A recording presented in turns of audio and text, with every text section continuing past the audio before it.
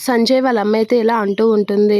భయపడినట్లుగా ఉంది. మీరు పెట్టిన టార్చర్‌కి భయపడి ఎక్కడికో వెళ్ళిపోయినట్లుగా ఉంది. తను గాని మన మీద ఏదైనా లెటర్ రాసి ఏదైనా అఘాయిత్యం చేసుకుంటే వాళ్ళ అన్నయ్య మిమ్మల్ని వదిలిపెట్టడు అని అనేసరికి నీలకంఠం సంజయ్ భయపడుతూ ఉంటాడు. వాడు మనల్ని ఏం చేస్తాడు?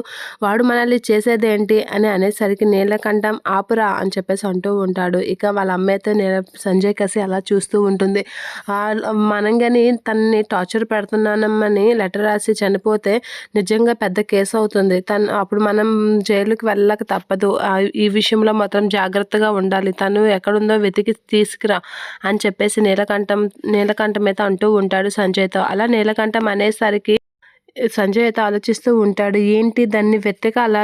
ఆ పనికిమాలిన దాన్ని వెతికిసి ఇప్పుడు తీసుకురావాలా? అనైతే చాలా ఇరిటేట్ ఫీల్ అవుతూ ఉంటాడు. ఇక ఏం చేయాలో తెలియక వెతకడానికైతే వెళ్తూ ఉంటాడు. ఇక ఎక్కడికి వెళ్ళింది ఏంటి అనైతే నీలకంఠం వాళ్ళు చాలా టెన్షన్ పడుతూ ఆలోచిస్తూ ఉంటారు. ఇక బాలు అయితే తన ఆటోలో మనుషులైతే దింపుతూ ఉంటాడు. ఒక పార్టీ ఆఫీస్ దగ్గర ఇద్దరు మనుషులు దించుతూ ఉంటాడు. ఏంటి ఈ ఇల్లు ఇంత హడావిడిగా ఉంది ఏంటిది అని అనేసరికి ఇది పార్టీ హౌస్ రాజకీయ పార్టీ హౌస్ అనేది అంటూ ఉంటాడు. ఓహో అని చెప్పేసి బాలు అయితే వాళ్ళ దగ్గర డబ్బులు తీసుకుని అయితే వెళ్ళిపోతూ ఉంటాడు. అక్కడే ఉన్న వాళ్ళ ఫ్రెండ్ అయితే ఒరే బాలు ఆగరా అని చెప్పేసి అంటూ ఉంటాడు.